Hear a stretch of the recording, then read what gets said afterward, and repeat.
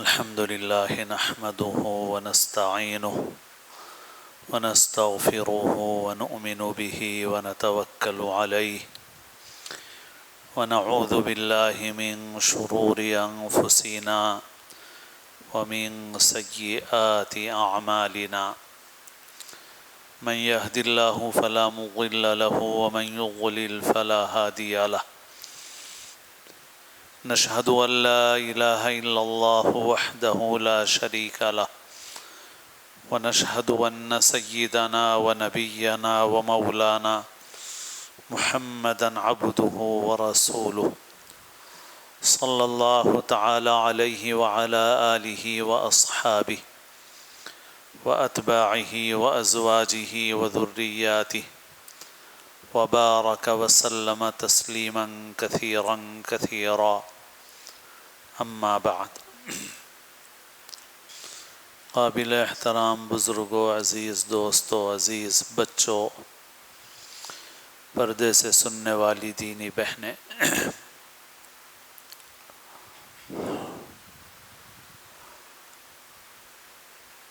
ہر مہینے دوسرے ہفتے کے بعد والے اتوار کو، جو عام طور پر دوسرا اتوار ہوتا ہے اور کبھی کبھی تیسرا اتوار بھی بن جاتا ہے، اکثر دوسرا اتوار رہتا ہے، یعنی سیکنڈ سیٹرڈے کے دوسرے ہفتے کے بعد والا اتوار،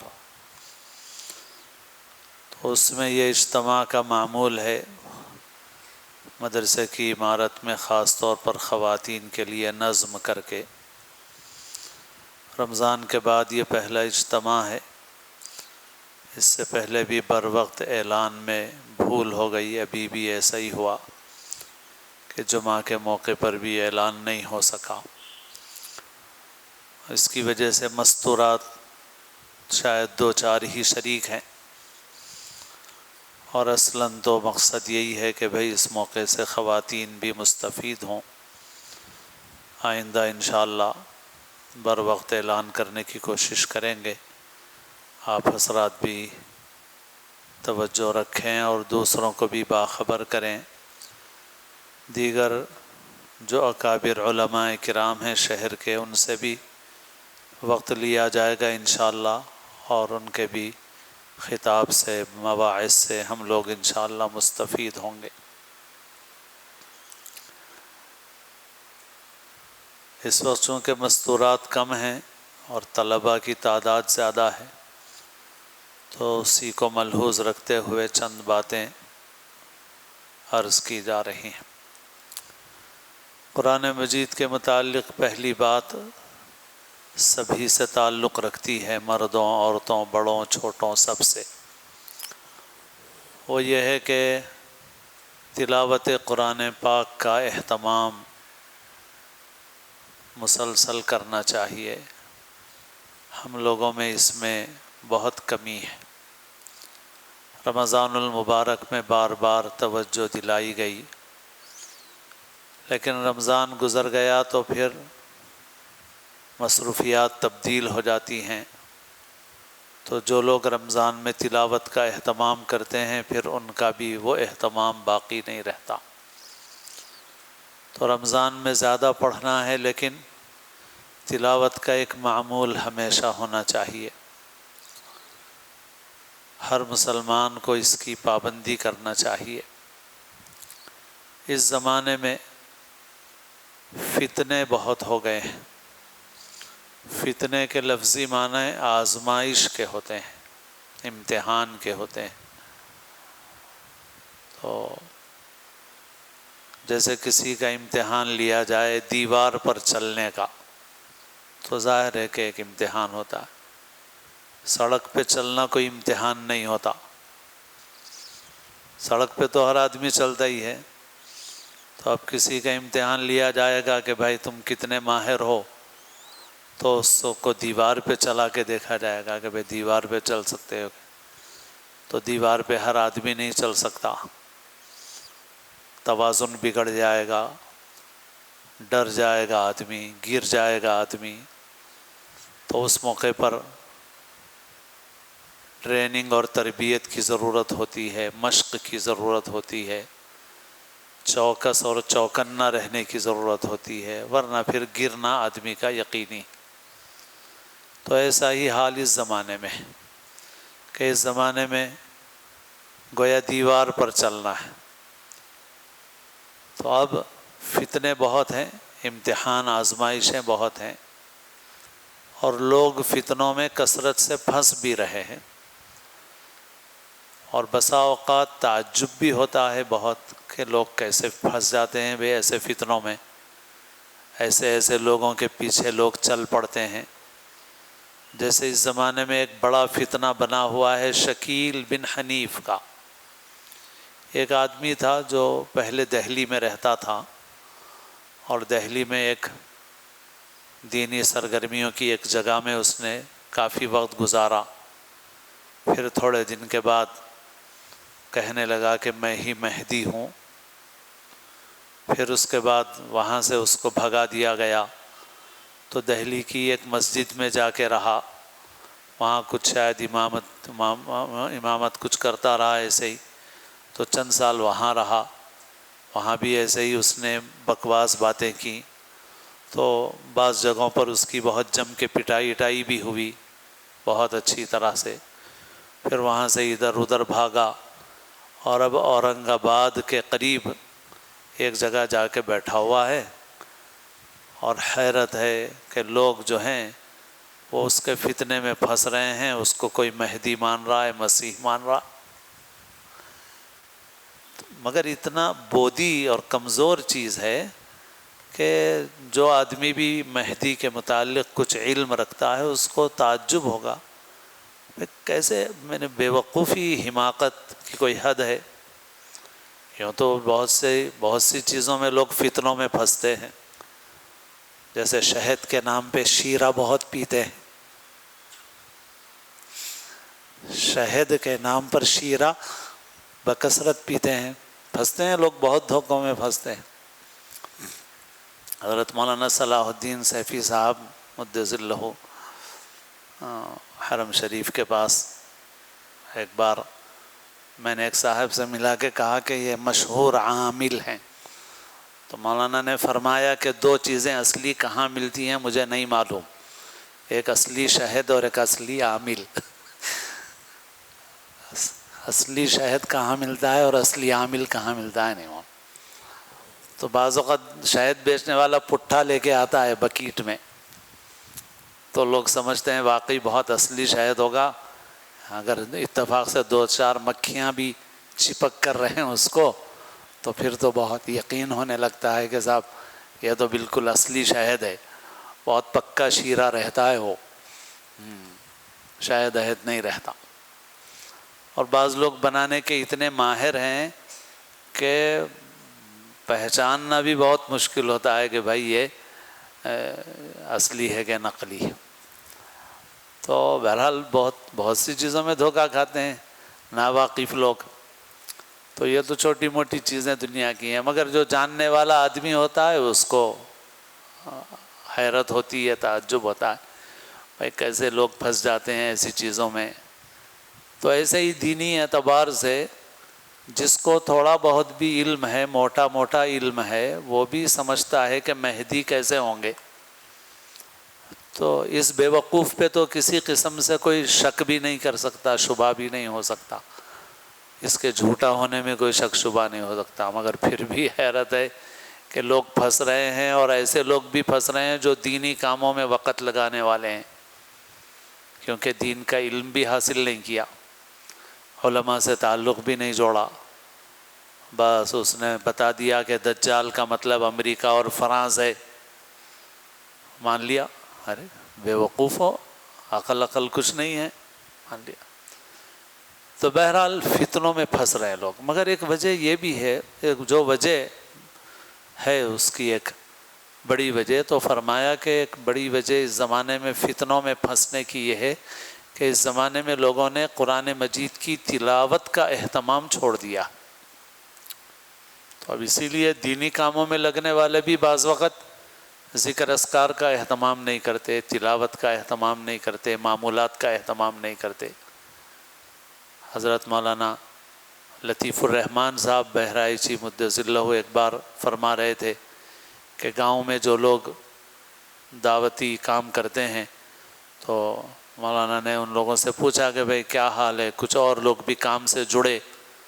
تو ان لوگوں نے بتایا کہ بھئی اور لوگ تو نہیں جڑے، وہی 2-4 لوگ ہیں ایک زمانے سے جڑے ہوئے ہیں، باقی سب لوگ ویسے ہی ہیں۔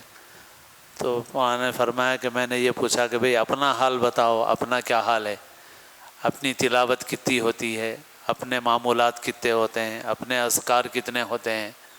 تو معلوم ہوا کہ کچھ بھی نہیں ہے، جہاں کے وہیں ہیں، کوئی اہتمام نہیں ہے اس کا۔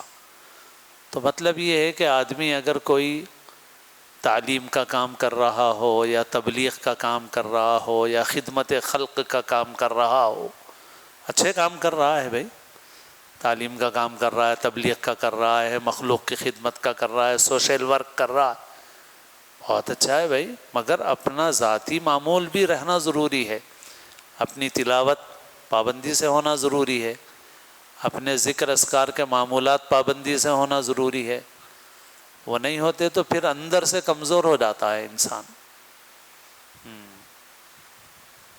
تو دوسروں کو تو دعوت دے رہے ہیں، کہے کہ دعوت کہے کی دے رہے ہیں بھائی؟ اللہ سے جڑنے کی۔ ہم خود کلام اللہ نہیں پڑھ رہے ہیں، قرآن مجید کی تلاوت نہیں کر رہے ہیں، تو جوڑیں گے کیا، جڑیں گے کس سے؟ تو بہرحال اب خاص لوگوں میں بھی اتنی کمی ہے، عام عوام میں تو پوچھئے ہی مت۔ اب عوام میں تو بہت کم لوگ ایسے ہیں جو قرآن مجید کی تلاوت کا اہتمام کر رہے ہیں، لیکن ایک زمانہ ایسا تھا کہ عام سے عام مسلمان بھی تلاوت کا اہتمام کرتا تھا، گھروں میں قرآن مجید کی تلاوت کا ماحول تھا، لوگ اہتمام سے قرآن شریف پڑھتے تھے۔ اسی وجہ سے پہلے زمانے میں بعض بڑے بوڑھے لوگ پڑھنا نہیں آتا تھا تو بھی وہ قرآن شریف سامنے رکھ کے ادب سے انگلی پھیرتے تھے کہ بھئی ہم کو پڑھنا نہیں آتا، کم سے کم اس کے اوپر انگلی پھیر لے۔ تو یہ قرآن سے ایک تعلق کی بات تھی، عظمت کی بات تھی، محبت کی بات تھی، عقیدت کی بات تھی، تو اب وہ کیفیت ہے ہی نہیں۔ تو قرآن مجید سے جو بے رغبتی، بے تعلقی اور اس کے حقوق میں کمی، اس کا نتیجہ یہ ہے کہ فتنے کا شکار آدمی آسانی کے ساتھ ہو جا رہا۔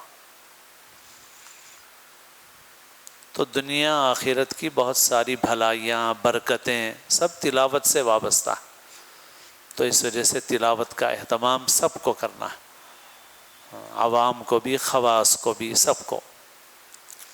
اور رمضان گزرنے کے بعد بھی پابندی کی جائے تلاوت کی، قرآن مجید کی تلاوت۔ اب خاص طور پر طلباء کے لیے بھی ہے یہ بات کہ بھئی جو طلباء حافظ ہیں ان کو بھی کثرت سے تلاوت کرنا ہے، غیر حافظ ہیں ان کو بھی تلاوت کرنا ہے۔ بالخصوص اگر عالم کے کورس میں بچے ہیں بعض جو اسکول پڑھ کے آئے ہیں یا حفظ پورا نہیں ہو سکا ان کا اور اب عالم کورس میں داخلہ لے لیا، تو ان کو بھی اپنی اس پڑھائی کے ساتھ قرآن مجید کی بھی برابر فکر کرنا چاہیے۔ پورا قرآن اگر نہیں ہوا تو قرآن پورا کرنے کی فکر کرنا چاہیے، تجوید اگر نہیں سیکھی تجوید سیکھنے کی فکر کرنا چاہیے، کیونکہ تجوید جو بنیادی تجوید ہے وہ فرض ہے۔ بنیادی تجوید کیا ہے؟ مخارج کا صحیح ہونا، ہاء عین قاف صحیح ادا ہونا، یہ ضروری ہے، کیونکہ کوئی بھی زبان ہو اس زبان میں اگر جو حروف ہیں، الفابیٹ ہیں، اگر ان کا ہی تلفظ صحیح نہیں رہے گا تو صحیح معنی سمجھ میں نہیں آئیں گے۔ تو اتنی تجوید سب پر فرض ہے۔ تو جو طلباء اس طرح عالم کورس میں آ گئے ہیں، عصری تعلیم پڑھ کے آئے یا نامکمل حفظ کے بعد آئے، تو ان کے لیے بھی لازم ہے کہ وہ اپنے قرآن کو تجوید کے ساتھ صحیح کریں، پورا کریں، مکمل کریں۔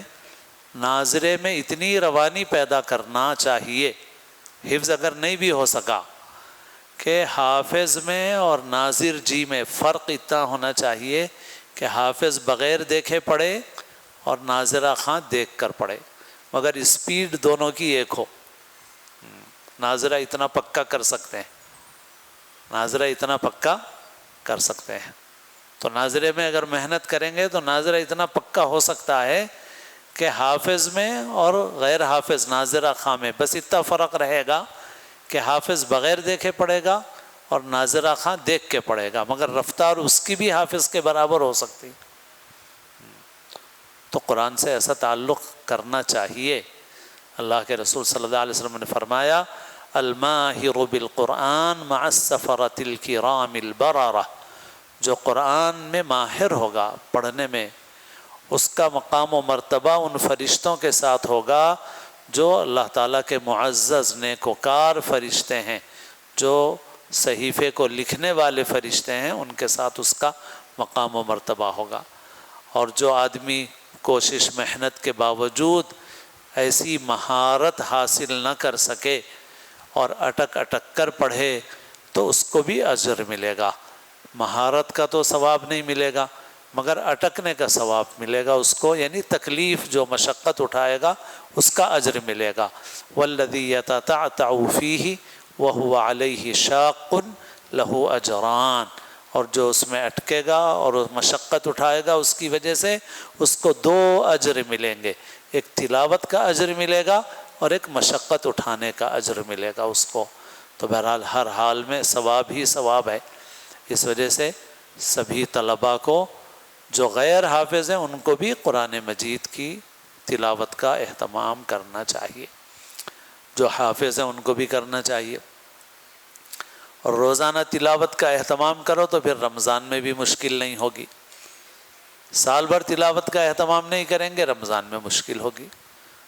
بہت سے ماہر حفاظ اساتذہ ہمارے گزرے بھی ہیں بھی کہ روزانہ تلاوت کا ایسا اہتمام کرتے تھے کہ رمضان میں الگ سے محنت کی کوئی ضرورت ہی نہیں پڑتی تھی، بس سیدھے مصلی پہ کھڑے ہو کے تراویح سنا سکتے تھے۔ ایسے لوگ تھے بھی ہیں بھی۔ تو روزانہ تلاوت کی یہ برکت ہے۔ تو تلاوت کا اہتمام کریں، سال بھر بھی تلاوت کا اہتمام کریں اور روزانہ تھوڑا وقت نکالیں، اور نوافل میں پڑھیں تو بہت اچھی بات ہے۔ سب سے زیادہ پختگی اسی وقت ہوگی جب آپ نوافل میں پڑھنے کا اہتمام کریں گے، اور یہ کام تو حفظ پڑھنے والے بچوں کو بھی بہت کرنے کا ہے۔ اس لیے بعض مدرسے جہاں پر حفظ میں بہت اچھی محنت ہوتی ہے وہاں بچوں سے نوافل میں قرآن پڑھایا جاتا ہے۔ تو حفظ میں پڑھنے والے بچوں کو بھی اس کی عادت ابھی سے ڈالنا چاہیے۔ ابھی سے آپ اپنا پارے سبق نماز میں کھڑے ہو کے پڑھو، آپ کو کتنا ہی یاد ہو۔ آپ بغیر نماز کے پڑھیں گے اور نماز میں پڑھیں گے، دونوں میں فرق رہے گا۔ تو آپ نماز کے لیے رکعت باندھ کے پڑھو، مغرب کے بعد نفل پڑھو کم سے کم 2 رکعت 4 رکعت، اور ان نوافل کے اندر قرآن شریف پڑھو، پارے سبق پڑھو آپ اپنا، 5 سبق پڑھو آپ اپنا، قرآن شریف پڑھو آپ، وہ انشاءاللہ بہت پختہ ہوگا۔ سب سے زیادہ اعتماد پیدا ہوتا ہے جب نوافل میں قرآن مجید کی تلاوت کی جاتی ہے۔ تو طلبہ اس کا بھی اہتمام کریں بہت۔ ایسے ہی قرآن مجید اچھا پڑھنے کا اہتمام کریں۔ ترتیل جیسے ابھی پڑھا گیا ایسا پڑھنا بھی جائز اور درست ہے، لیکن جو تراویح والا انداز ہے وہ سب کے لیے ضروری ہے۔ وہ تراویح والا انداز وہی اصل معیار ہے، کیونکہ بعض وقت آدمی جلسوں میں تو بہت اچھا پڑھتا ہے مگر تراویح میں اچھا نہیں پڑھ پاتا، تو اصل معیار تراویح۔ تو اس وجہ سے سبھی طلباء کو تراویح والے انداز کی بھرپور مشق کرنا چاہیے، اور تراویح میں اچھا قرآن مجید سنانے کا اہتمام کرنا چاہیے۔ اور ایک عمومی کوتاہی جس کی طرف طالب علموں کو توجہ کرنا ہے وہ یہ ہے کہ ناک میں آواز لے جانا کوئی خوبی نہیں ہے۔ تلاوت اچھی تلاوت کا مطلب ناک سے پڑھنا نہیں ہے بلکہ منع ہے سختی سے۔ اور ہم لوگوں کو تو اتنی مشق نہیں ہے، جو ماہر فن قاری ہیں وہ بہت مشاق ہوتے ہیں، وہ بیجا کہیں پر بھی ناک میں آواز نہیں لے جاتے۔ تو اب بعض وقت بعض بچوں کو عادت ہو جاتی ہے سنے سنائے خوش آوازی کی نقل کرتے ہیں تو اس میں کرتے یہ ہیں کہ ناک میں آواز لے جا کے پڑھتے ہیں، ناک میں آواز نہیں لے جانا چاہیے۔ اس کو قرآن نے سختی کے ساتھ منع کیا، بہت سختی کے ساتھ منع ہے۔ بعض لوگوں کو فطری طور پہ عادت ہوتی ہے تو ان کو بھی قابو میں کرنے کی کوشش کرنا چاہیے۔ بعض لوگوں کو فطری عادت نہیں مگر غلط عادت پڑ گئی ہے ان کو کہ بھئی اس طرح پڑھ رہے ہیں تو اس طرح نہیں پڑھنا چاہیے، ناک میں آواز میں۔ تو بہرحال یہ ہے کہ ایک بات یہ ہے کہ بچے قرآن مجید پر بچے بھی توجہ دیں، اور جیسے شروع میں عرض کیا کہ یہ بات سب کے لیے بھی ہے کہ قرآن مجید کی تلاوت کا خوب اہتمام کریں، تلاوت اچھی کریں، اچھے معیار سے کریں۔ حفظ جن لوگوں نے کیا ہے وہ حفظ کو پختہ رکھنے کا اہتمام کریں، سال بھر تلاوت کرتے رہیں تو انشاءاللہ ان کے حفظ میں کمی پیدا نہیں ہوگی، ورنہ سال بھر اگر غفلت کریں گے تو پھر بعد میں دشواری ہوگی اور پھر اپنے کوئی مشقت اٹھانا پڑے گا۔ تو ایک بات تو یہ ہو گئی قرآن مجید سے متعلق، اور اس کے علاوہ بھی اب یہ گرما کا موسم ہے، چھٹیوں کا موسم آتا ہے، تو اس میں دوسری بات جو عرض کی جا رہی وہ یہ ہے کہ بھئی جائز تفریح کو شریعت نے منع نہیں کیا ہے، لیکن جس چیز کے اندر حرام اور گناہ ہو اس کی مسلمان کے لیے اجازت نہیں ہے۔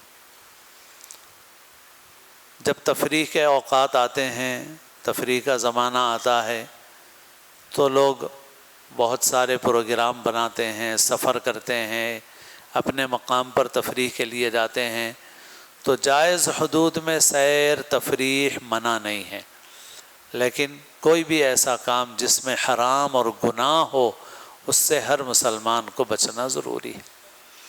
مگر ہمارے معاشرے میں اس وقت آہستہ آہستہ بہت ساری فسق و فجور کی چیزیں عام ہوتی جا رہی ہیں۔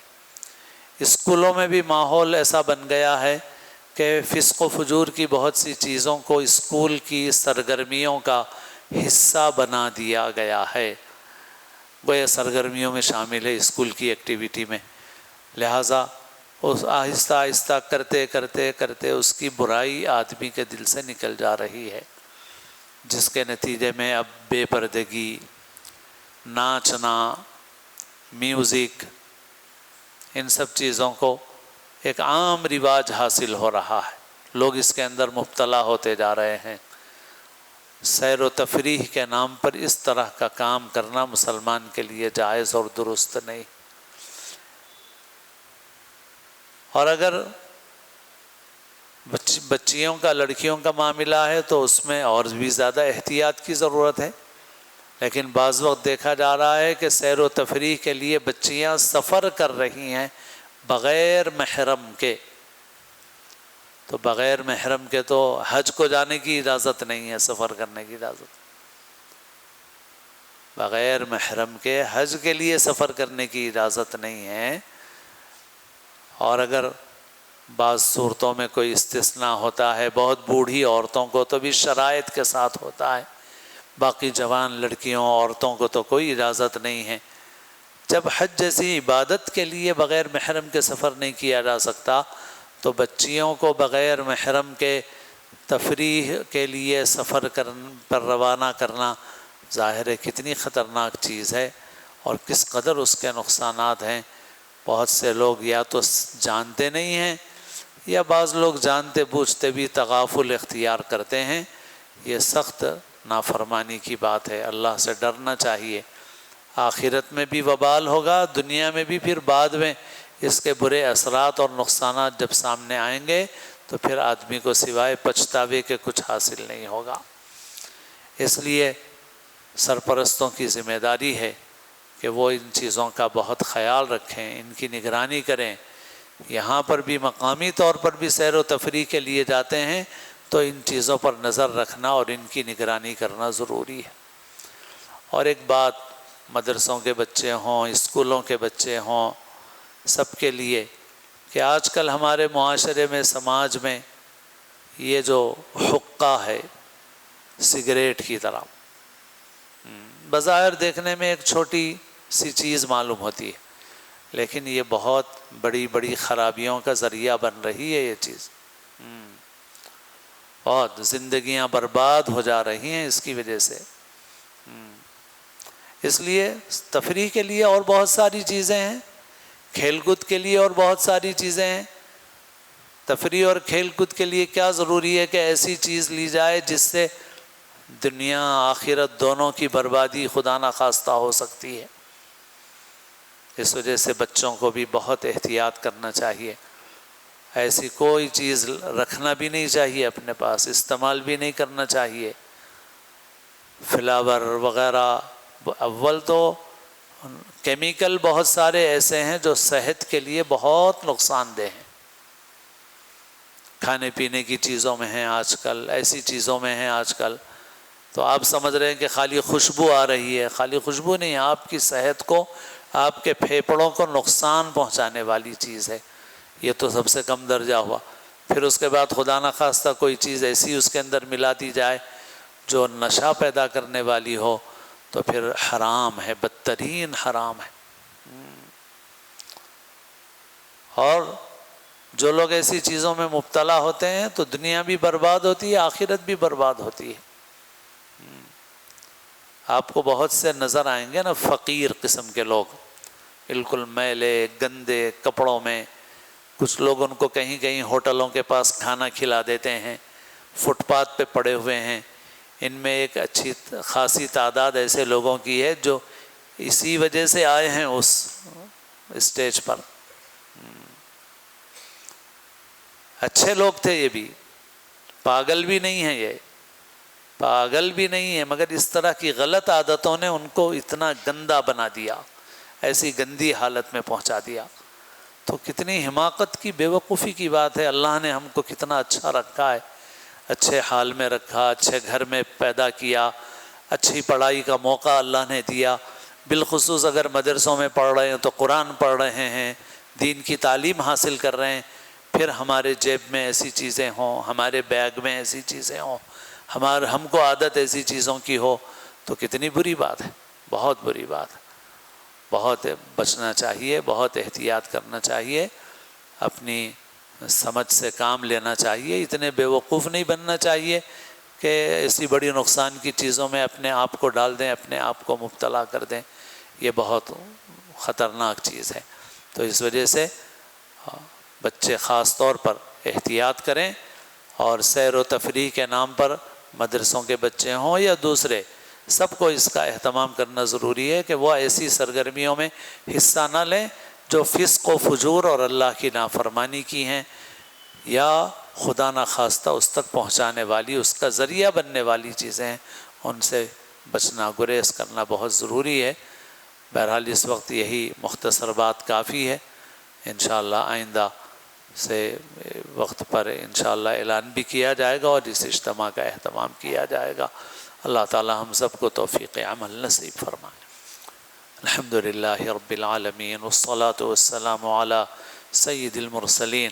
ربنا ظلمنا انفسنا وإن لم تغفر لنا وترحمنا لنكونن من الخاسرین۔ ربنا آتنا في الدنيا حسنة وفي الآخرة حسنة وقنا عذاب النار۔ اے اللہ اپنے فضل سے، اپنے کرم سے ہماری اور ہر مومن کی مغفرت فرما دیجیے۔ اے اللہ ہمارے اگلے پچھلے چھوٹے بڑے گناہوں کو معاف فرمائیے، ہماری اور ہر مومن کی تمام جائز حاجتوں کو، مقاصد کو، مرادوں کو پورا فرمائیے۔ اے اللہ تمام دنیا کے مسلمانوں کے ایمان کی، جان و مال کی، عزت و آبرو کی حفاظت فرمائیے۔ اے اللہ بالخصوص ہمارے ملک میں امن و امان نصیب فرمائیے۔ جو لوگ شر اور فساد پھیلانا چاہتے ہیں ان کی تدبیروں کو ناکام فرما دیجیے۔ ہمارے گناہوں کی وجہ سے ہم پر ظالموں کو مسلط نہ فرمائیے۔ ربنا لا تجعلنا فتنة للقوم الظالمين ونجنا برحمتك من القوم الكافرين۔ اللهم لا تسلط علينا بذنوبنا من لا يخافك ولا يرحمنا۔ ربنا تقبل منا إنك أنت السميع العليم وتب علينا إنك أنت التواب الرحيم۔